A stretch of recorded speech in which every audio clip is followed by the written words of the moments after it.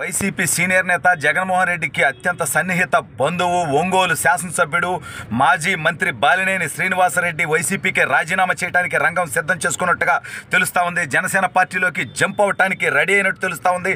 అసలు బాలినేని ఎందుకు వైసీపీకి రాజీనామా చేయాలనుకుంటున్నారు, జనసేన నుంచి ఏ స్థానంలో పోటీ చేయబోతున్నాడు అనేది ఈ వీడియోలో వివరించబోయే ముందుగా ఇప్పటివరకు మన ఛానల్ సబ్స్క్రైబ్ చేయని వాళ్ళు ఖచ్చితంగా సబ్స్క్రైబ్ చేయండి, మరో 10 మందితో చేయించండి. ఇక విషయానికి వస్తే జగన్మోహన్ రెడ్డి అధికార మదం అహంకారానికి సొంత వాళ్ళు బయట వాళ్ళు అనేటువంటి తేడా లేకుండా పోయింది. ఇటీవల 11 మంది ఇన్ఛార్జీలు ఇటు నుంచి అటు నుంచి ఇటు మార్చాడు. ఆ తర్వాత లిస్టులో దాదాపు 80 మంది పేర్లు ఉన్నట్టుగా తెలుస్తూ ఉంది.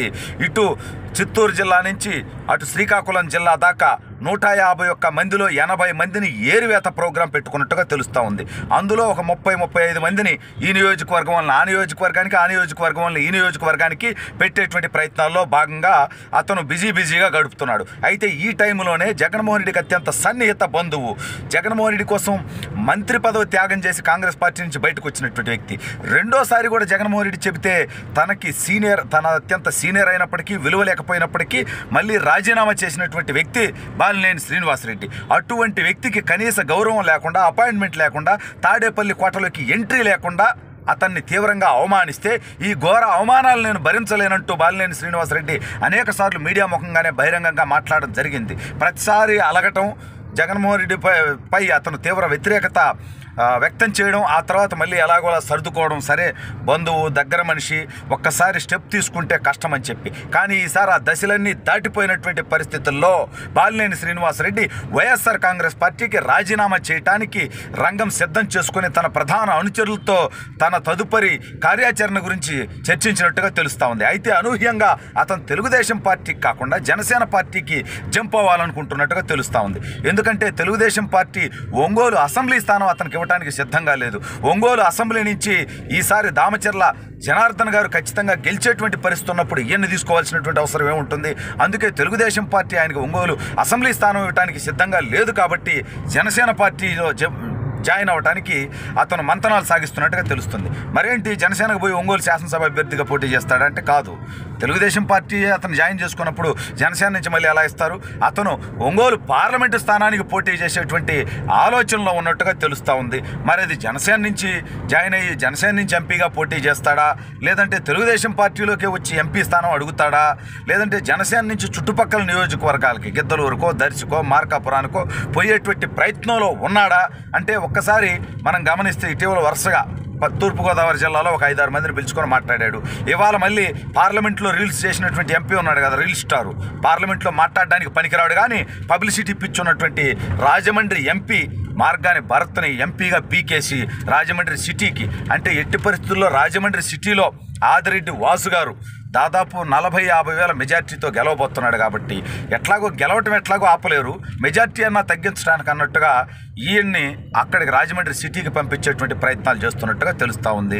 ఇక అనేక మందిని, రెడ్డి శాంతి గారిని, గంగుల బ్రిజేంద్రనాథ్ రెడ్డిని, XYZ ఈ మూల నుంచి ఆ మూల వరకు ఎవడెమ్మెల్యేనో ఎవరికి తెలియదు. వీళ్ళు ఎమ్మెల్యేలుగా పీకింది లేదు, పొడిచింది లేదు.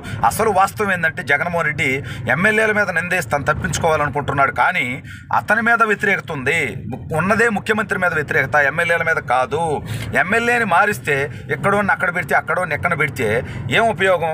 ఆ ఎమ్మెల్యేలని డమ్మీలను నువ్వు చేసి మొత్తం పరిపాలన సాగిస్తుంది నువ్వు, దోపిడీ చేస్తుంది నువ్వు, అరాచకం చేస్తుంది నువ్వు, ఇచ్చిన హామీలు గాలికి వదిలేసింది నువ్వు, ప్రజాస్వామ్యాన్ని తొంగలో తొక్కింది నువ్వు, రాజ్యాంగాన్ని అపహాస్యం చేసింది నువ్వు, ప్రశ్నించే గొంతుకుల మీద కేసులు పెట్టించింది నువ్వు, పిచ్చితొక్కలకలాగా పరిపాలన చేస్తున్నది నువ్వు, రాష్ట్రానికి రాజధాని లేకుండా చేసింది నువ్వు, పోలవరాన్ని గాలికి వదిలేసింది నువ్వు.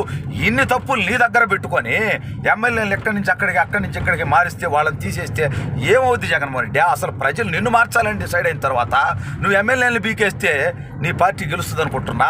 కాబట్టి ఇప్పుడు బాలినేని లాంటి వాళ్ళు అనేక మంది ఉన్నారు ఇంకా ఆ పార్టీలో. కాకపోతే ఇంకా 2 నెలలు అతని చేతిలో అధికారం ఉంది. 2 నెలల తర్వాత ఎలక్షన్ కోడ్ వచ్చిన తర్వాత జగన్మోహన్ రెడ్డి పార్టీ పరిస్థితి కుక్కలు చింపిన విస్తరలాగా అవుతుంది. వైఎస్ఆర్ కాంగ్రెస్ పార్టీ నుంచి పోటీ చేయడానికి కూడా ఎవడు ముందుకు రాడు. ఆల్రెడీ మొన్న 3 మంత్రులను ఇక్కడి నుంచి అక్కడికి మార్చాడు.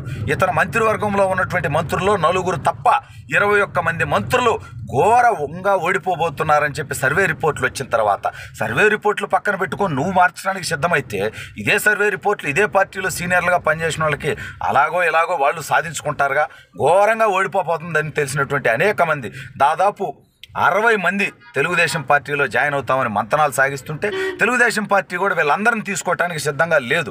ఎక్కడన్నా నాయకత్వ అవసరం ఆవశ్యకత ఉన్న చోట ఏదో ఒక 4-5 చోట్ల తప్ప వైఎస్ఆర్ కాంగ్రెస్ పార్టీ నుంచి వస్తానన్న వాళ్ళని తీసుకోవటానికి సిద్ధంగా లేదు. వైఎస్ఆర్ కాంగ్రెస్ పార్టీ ఏమో మునిగిపోయే పడవ.